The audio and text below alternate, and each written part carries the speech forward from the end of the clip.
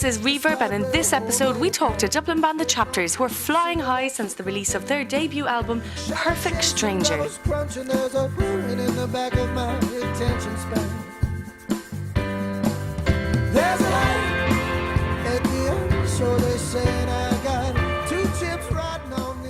I'm here with two members of The Chapters as they begin a new chapter in their musical career. How cheesy was that? Oh yes, I went there. About 2 minutes. I bet you haven't. Your new album is going to be coming out soon, Perfect Strangers. You've been together for a long time as a band. How come it's taken this long for you to release a debut album? I suppose we wanted to do it right. We released a few EPs, 2 EPs and a single. And I think it took time to get the sound that we were happy with. You know, we were still developing in those, 6 or 7 years. On the press release, of course, it's 2 years. But we felt that we were... I suppose we wanted to take our time on it. Obviously, money's a factor as well. And there was, last year, we had a really good year with really high-profile supports like Neil Young and all that. But in that year, we pretty much were talking to a label that were backed by a venture capitalist group, and by September, of course, the recession hit and the whole thing fell down. We were getting prepared to, work with pretty good producers and stuff. So it was a bit of a shock, That must have been really demoralising at the time. How did you pick yourselves back up again?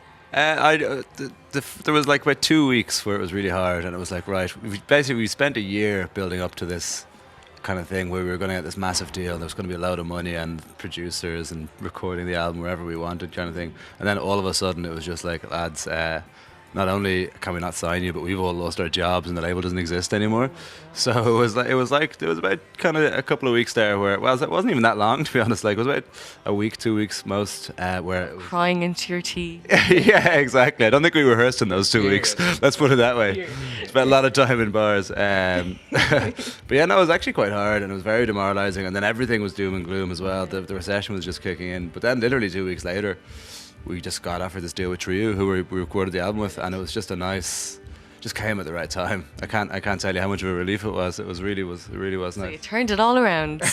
We did. And you worked with Kieran Bradshaw. He produced your album. He's a brilliant producer. I know he's worked with Darkroom Notes and the Spikes and stuff. Is it great working with someone like that? Yeah, Kieran's a very old friend of ours. I think he did one of our very early demos. He did Looking for Love, the single.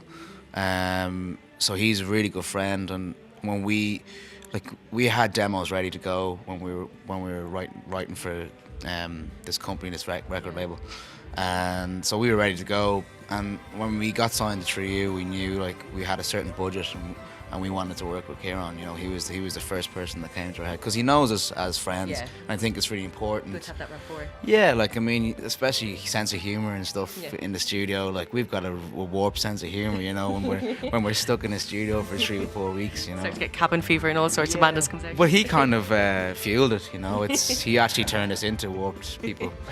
I blame him. You blame him. Yeah. Where did you actually record your album? There's a studio in Kildare called Beach Park, and then a studio in Offaly in Clara called The Nutshed or The Loft. I don't know, they keep changing names. The Loft now, okay, right. It's called The Loft. Both really cool studios, both really nice studios. The Loft in particular was kind of a cool place to be because it was in the middle of nowhere. And it was just a nice atmosphere. It was just, we lived there for a week and a half, and it was just really nice. It was cool, yeah. And the title of the album, Perfect Strangers, what inspired that? Perfect Stranger. It's actually the name of one of our songs, and we felt that the name actually, I suppose, was a good name for an album, but it kind of meant something to us with the style of the album, and I don't know. It just sounds good, doesn't it? It does sound good. I think it sounds good, but. We're actually showing your videotapes on IMTV at the moment. Amazing video, and I know that you are the man behind that. Tell me a little bit about it. I know it's all done in one take, which is impressive. Yeah, it was all done in one take. To be honest, it just came from having very little time and very little money to make a video. So it was right, what can we do that will look in any way half decent? So just kind of come up with the idea. I mean, to be honest, it was an idea influenced by a couple of different videos, like the Vampire Weekend, OK Go, that kind of thing. Just a band in a room performing something.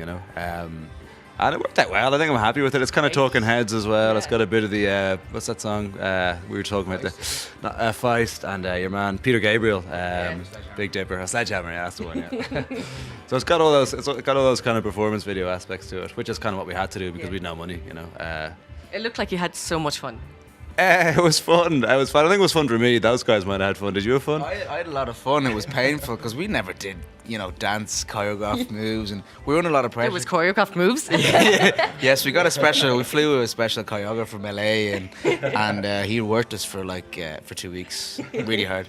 But the thing is, we did about a couple of takes, but we kept making mistakes, and it was literally the last. We said, right, we'll do one more.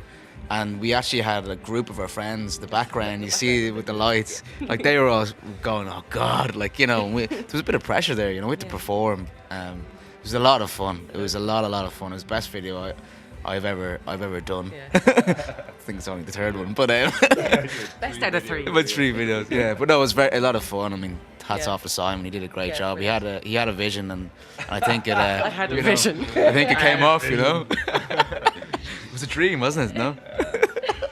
And so, how would you describe the chapters in just 3 words? You can get 1 word. Okay. Energetic. Sexy. Sexy. Back to you. Oh Jesus. Jesus. I think that says it all.